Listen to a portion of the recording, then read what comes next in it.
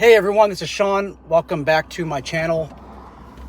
As you can see, I'm on the road. I'm going to run some errands real quick, and I just decided to be time efficient. Anyhow, hey, today I want to talk about whether private security... Hold on, let me fix this real quick. Should private security be sworn? First off, being a sworn officer, do you get more authority? And I think it depends on the state that you're in.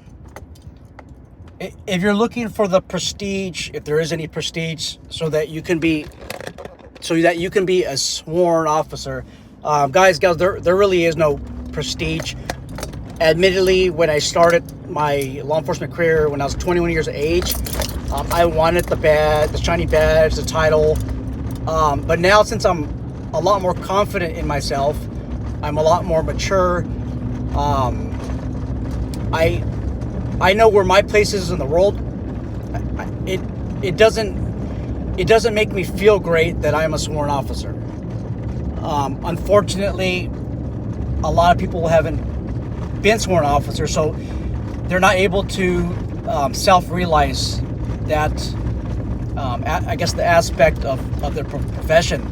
But seriously, never feel bad that you're only a security officer. I believe that being private security comes a lot of rewards. I think it's a very difficult job. I mean, not all private security assignments are difficult, but it's difficult knowing that your power is very limited. You can have the potential for great influence, but your arrest authority is limited. So real quick, the benefits of being sworn is you can make warrantless arrest without a significant amount of warrantless arrest without an arrest warrant. I guess that's one of the benefits. So, for example, when there's a domestic violence situation and you didn't see what went on, but you have probable cause to believe that somebody actually committed the crime of domestic violence, even if it's a misdemeanor, meaning that this is a lower grade crime, lower classification of crime, you can make a misdemeanor arrest without having a warrant.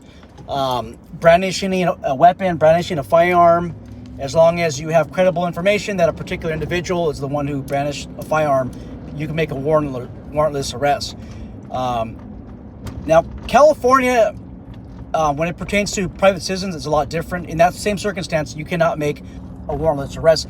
So in California, if you had somebody who said, hey, that person has a gun on them, you cannot make a warrantless arrest, meaning you cannot go over there, draw down on them, and then put them in handcuffs. Okay? That's not doable, because you don't have that special authority. Okay? Hopefully I'm making sense out here. Should all security be sworn? And I would say absolutely not. Absolutely not. I mean, based what I've been seeing, I mean, I saw the most craziest video, and by the way, the owner of the company refuses to respond. I responded to him through Instagram, and by the way, my account is The Firearms Trainer. It's The Firearms Trainer.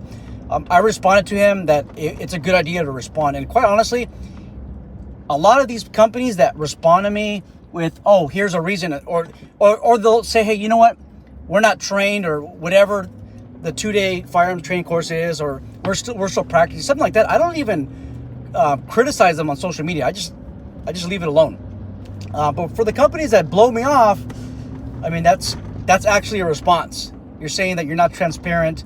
You're saying that you don't know what you're doing. Okay, but come on, guys. I seen this video where the security officer is dressed in a SWAT-like uniform, going through this high-speed pursuit in the vehicle. He's losing control over the patrol vehicle while he's chasing two robbers, and I'm going to put in quotation mark, robbers, okay?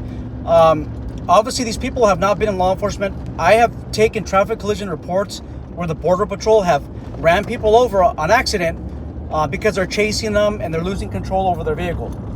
I investigated personally at least 3 occasions. I know that law enforcement officers, police officers, on at least 2 occasions have hit somebody with a patrol car. It's stupid if you're gonna rev your engine that fast towards a human being, and it's careless. And if you end up accidentally killing somebody, they're gonna charge you at very minimum with manslaughter. How can we resolve this? So if this person was sworn, this person at the very minimum in California would have to take an 832 PC course. That's your arrest and control firearms course. I have a lot of subscribers that have taken that course. I personally, I've taken that course in the year 2000, and I teach several of the modules in that course. So I know what that course offers. That's a minimum to be a peace officer. Now, most agencies, law enforcement, government agencies will not hire you with that 832 course. You need usually at least a level 1, but sometimes they'll hire you with the level 2, level 3 academy. In California, this refers to different tiers. Those of you who are in different states, I'm sure you have something very similar. And I can't mention your state because my understanding of the law just really gravitates towards California. But if you want to be a sworn officer, you're looking normally around 6 months of police academy training. In addition to that, you have to go through a field training phase, which can last anywhere from 12 weeks, which is, wait a minute, I think it's 16. No, you could do 12 weeks. No, minimum, I think the most post minimum is 10 weeks. That's very rare. I never had anybody complete FTO in 10 weeks. And then the max is kind of like 6 months. And it just depends on the department.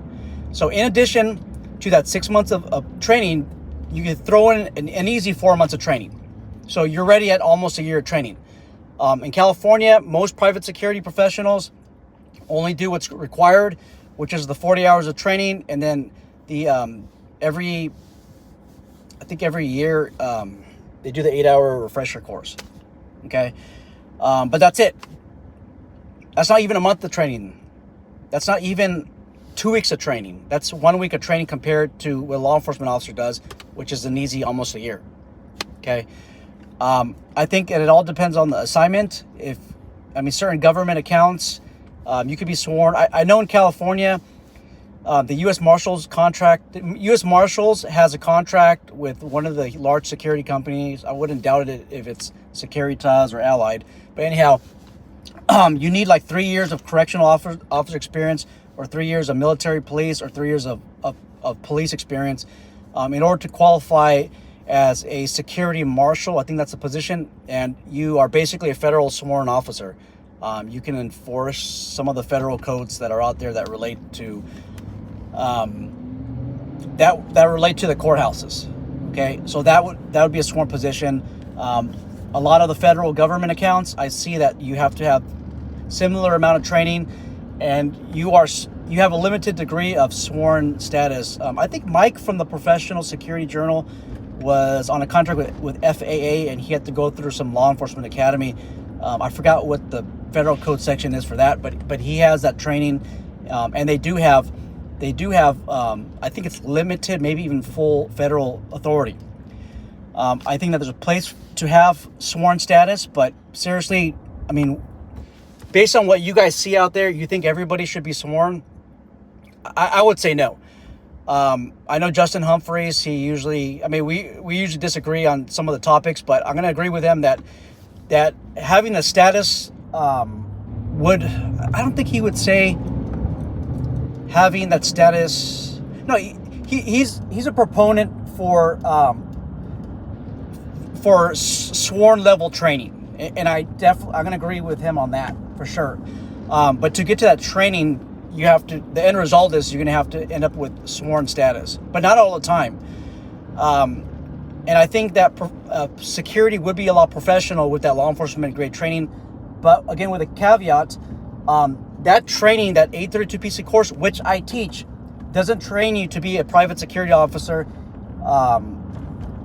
It doesn't train you to be a private security officer. It trains you to be a peace officer, and that's the gripe I have. In California, I would hope that we would have a course that would include both. That would include an 832 piece arrest and firearms course, along with the private security component, so that private security know what the limitations are. That, by the way, is a very good course to take. You don't. I don't think you. No, you don't learn billing search techniques, but you learn handcuffing. You learn firearms. You learn legal aspects of firearms, when you can use force. You learn about the major criminal codes out there. It's, for me, to you guys, I highly recommend that course. But once again, I don't think every single private security officer out there should have law enforcement status. There's just too many jokers out there. You have some of them, or a lot of them, don't even know what they're doing. Just look at all the Instagram videos, the stories. Black Knight Patrol, I've been a critic on them. You gotta admit that they're being pretty smart. They're not. They run a private security training academy, and they're pretty smart. They don't show a lot of their tactical videos for good reasons.